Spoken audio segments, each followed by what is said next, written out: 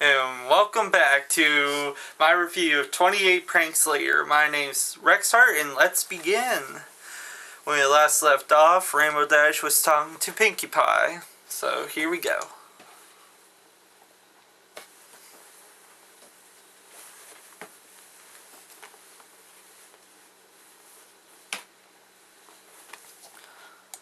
Okay, so right here where Pinkie and Rainbow Dash are talking.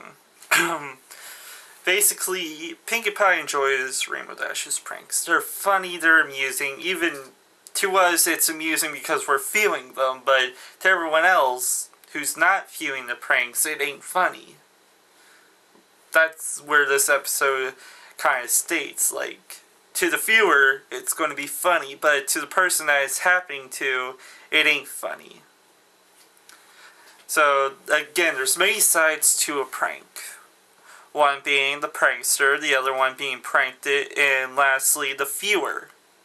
Now, the viewer and pranker are probably going to have the most fun out of it, at the very least. Sometimes the viewer feels awful about it, but they usually will enjoy the prank. But when you look at the perspective of the person being pranked, depending on the person, they're not going to enjoy it. They're going to hate you for doing such a prank to them. And with Rainbow Dash's prank, she goes be above and beyond with her pranks. So let's continue.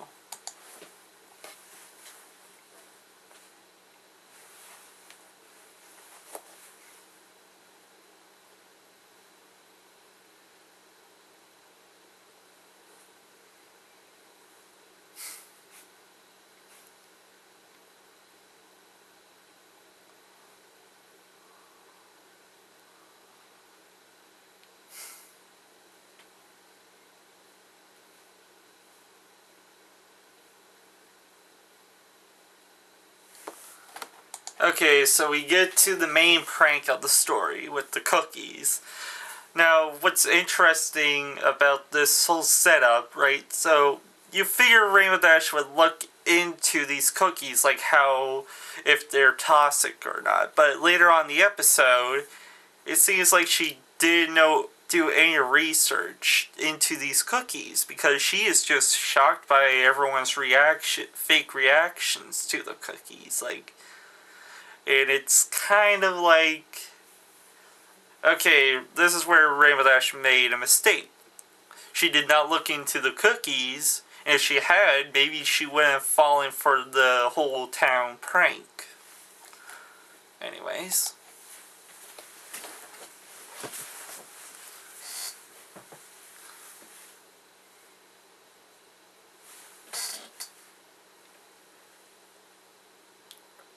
Also, that's my SpongeBob pillow. Hope you enjoy him. He's going to be there. I have my camera too far to the side. Anyways. And right there, even Pinkie Pie thinks this has gone too far. And at this point, this has been going a little bit too far. Rainbow Dash is upping her pranks so much that it's starting to get a little bit out of hand. Seen previously with her pranking people out of her main friend group. And that's kind of where, yeah, it gets a little bit crazy. Like, at this point, Rainbow Dash ain't even really looking into her prank stuff. Like, you know what I mean. Her prank equipment. She's not looking into it. She's done barely any research. All she knows is that these cookies are edible, and it basically will dye people's mouths.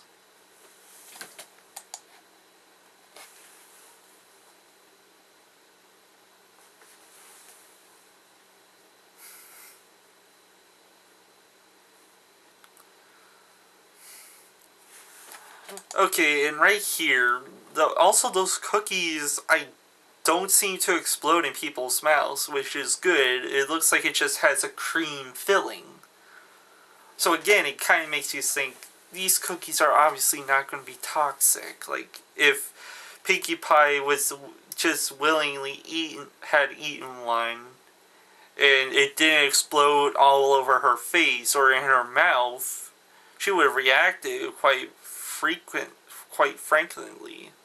But in this case, she acted calmly with the cookies. So it's kind of give or take. Either Rainbow Dash did look into these cookies to see if they were harmful or not, or she didn't. But in all cases, maybe she just forgot that they weren't harmful and wouldn't do such a thing. We still don't know much about the economic standpoint for food and product production in the MLP universe, so there's not too much we can say. We know how the Apple family does their Apple selling and all their Apple products, but with other companies in the MLP universe, it's kind of, you just gotta take an educated guess. Anyways, we move on to the next scene where Rainbow Dash visits Pinkie Pie at her room. And what's interesting here is Pinkie Pie goes full into developing into a zombie. Like, she has the symptoms, coughing, fever, and she also states the fact of what could possibly have done this to her. But one thing that's kind of just odd is she acts super fine with just the one box of cookies. And guessing that every Pony and Ponyville had at least one box, they wouldn't be acting into zombies until they eaten at least 2 boxes. Which is odd. Because with Pinkie's symptoms, we just guessed that they took quite a while to develop. And obviously they sold the cookies all day, and people could have it could have taken a day for the cookies to take effect. But here, we see Pinkie Pie probably a day or so later, and they're selling the cookies at this point. But Pinkie Pie ain't zombified. So you see the plot holes with this prank. But because Rainbow Dash is so focused on her prank going smoothly, she doesn't acknowledge this. At least that's how I interpret it. Yeah.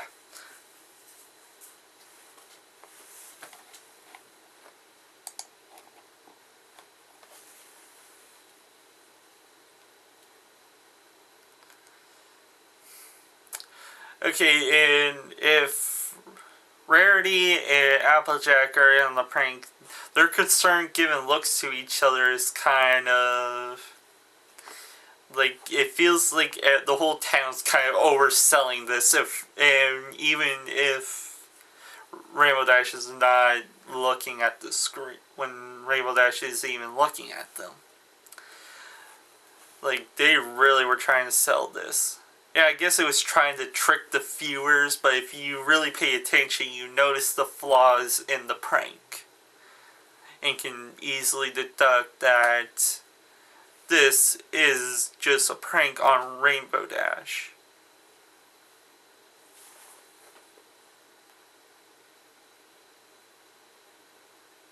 Okay, you see that at least most of Ponyville has bought multiple boxes, so maybe that's kind of the idea. The more you ate, the more quicker the effects took.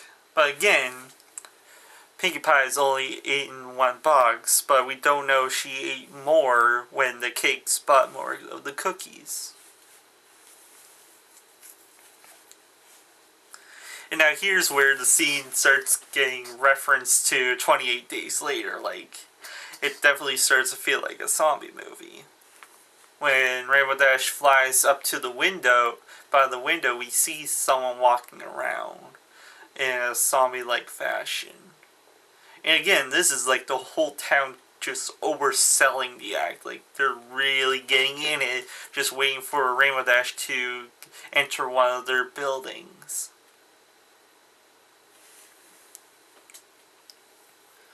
So yeah. And one pony bought a lot of cookies, I gotta say. That's like at least like a quarter of the cart of cookies there.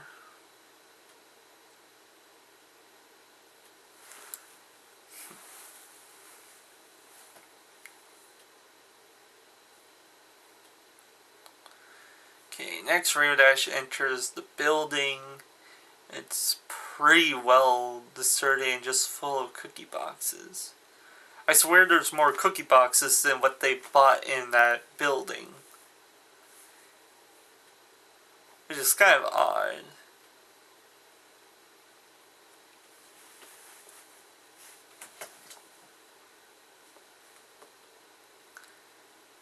Yeah, they really sell this object. It does kind of make you a little creeped out. Like, if you're a kid, you're definitely going to be creeped out by this. Also, it kind of makes you not want to eat any more cookies.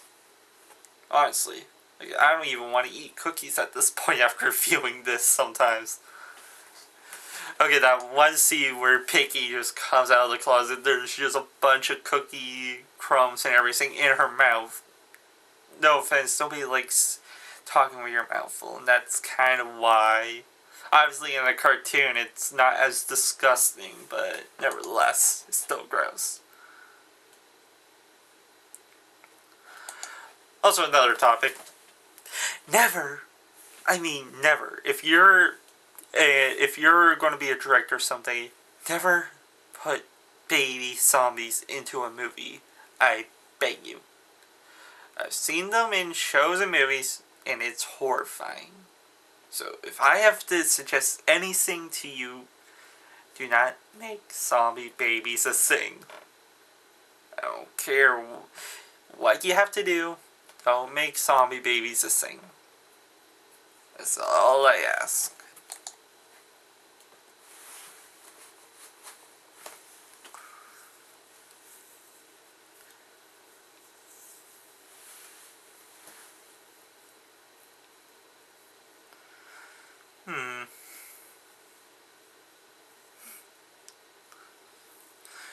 You know, we don't even know, like, there's so much plot that I could get into this with zombification.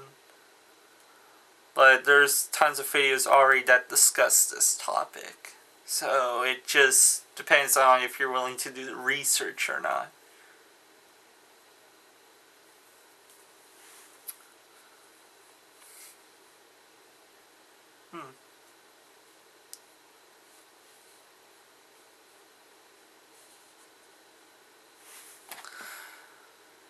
Also, just how Twilight looks, like, it's interesting how they designed the characters. Like, their manes are ruffled and everything. Like, they're definitely not zombified, but they're in some sort of trance. That's what's given off here. Like, they're in a trance. That's at least how I think. And Spike, he just looks a little bit too happy about this. Honestly, like, he's enjoying this. Okay, what's probably the most terrifying part when Rainbow goes to see Fluttershy is just the bear. And mind you, the bear was scared of walking through the woods earlier this episode. Also, the next scene with Big Mac, when he walks through that door with Granny, his eyes are just in the back. He looks like he's doing his cute love gush face, but it's creepy if you look at it too long, but adorable at the same time. Like, he's just a mindless love bug.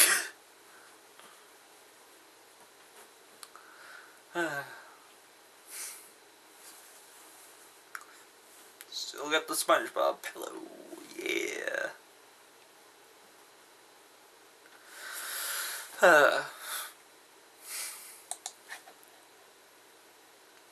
But, you know, again, like,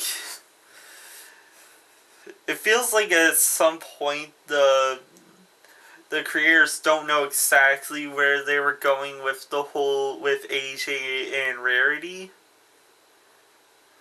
Like, I feel like either they were really giving into the commitment of the act, or it's just the fact that the show did not want to give to the viewers what was really going on. They actually, maybe the show just wanted the viewers to actually think this was happening for real. Even though if you pay close attention enough, again, I'll say, it's easy to tell it's nothing more than a prank on Rainbow.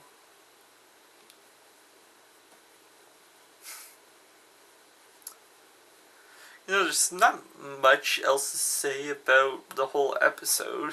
I guess this is why most creators shorten it to certain scenes, but I just like going to discussion about every single scene. Not leaving anything unturned, just trying to get as many facts in there. I know it runs long, but with my case being I don't really have the tech nor the equipment to really make a full-on review like they do. I just work with what I can. I'm probably going to make a video about I set it up here sometime at some point, but for now, this is my review.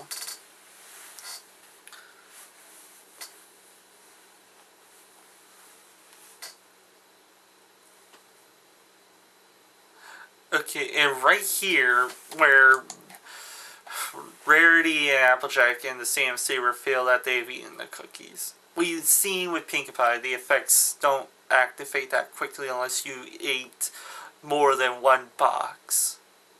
And guessing that by the fact that they were literally offering each other cookies, it doesn't make sense. Like, Rainbow Dash would have had to seen them eat the cookies if they were with each other all day, except for that moment where Rainbow Dash went to look for everyone. That's the only time, and at that point, AJ and Rarity should have known what was going on with the prank. At that point, they should have known. And maybe at that point, when Rainbow Dash went to rush off to see where everyone was, maybe Twilight and Pinkie Pie let Rarity and AJ in on everything. Maybe that's what happened. But again, it doesn't make sense for them to become cookie zombies that quickly.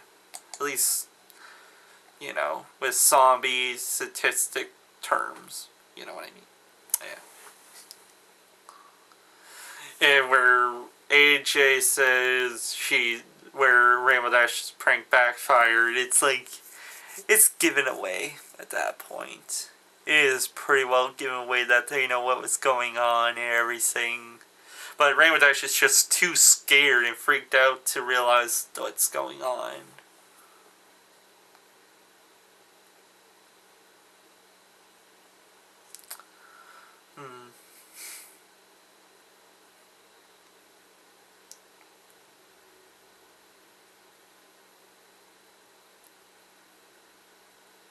And it's all revealed. So at the end, the whole lesson is given in the episode is do proper pranks to people that you know will take a certain prank properly. Don't prank someone with a prank you know they won't take well. And that's a good lesson, but I find the episode doesn't teach that lesson properly. Mind you, it's a great episode, and again, it's one of my favorites, but the lesson at the end, it doesn't quite add up. Like, a better saying would be this. Prank a person you know well. Yes. Prank them with the proper prank. But if the prankee says that if the prankee doesn't take it well, then you should apologize. The pranker should apologize.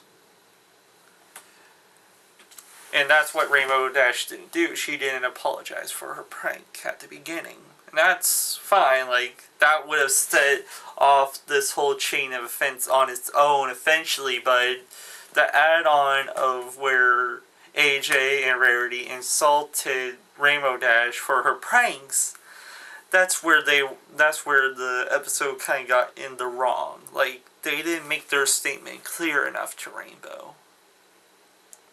Because we've seen with Rainbow Dash, it takes her time to understand everything properly. So all that well ends well. The bear wasn't really as brave as you would think in the episode, only when he's in on the prank. Like, that's fine. Pinkie Pie helped everyone in town prank Rainbow Dash to get back at her, which is a great super effect. Rainbow Dash learned a lesson that was proper. Maybe should have been tweaked a little better. But other than that, it was all around one of my favorite episodes. And the reason being that it's a simple episode. It just teaches you that prank the person you know will take a prank well. Don't prank them with a prank you know will get you in trouble with them and make the prankee upset. And as for the viewer should know better than to question the logic of the pranker. Like, if you question their abilities, they're going to come at you. And definitely make sure they put extra effort into the prank on you. And that's good to keep in a small friend group, but when you move on to people outside your friend group, then you know you're going to be in trouble. And that's kind of what the episode states. It's fine to prank within friend groups, as long as you know the friend that you're pranking will take a prank well. If they don't, you should apologize. And if you don't, you're going to get payback. But when you prank the whole town, well, in this, people that are not in your friend group, they're going to get upset. Anyways, that's about wraps it up for me. I may not explain it very well, but if you view the episode, you might get what I'm trying to say. I've been Rexhart. This was part 2 of my review of 28 Pranks Later. I'll be seeing you. I still need an outro.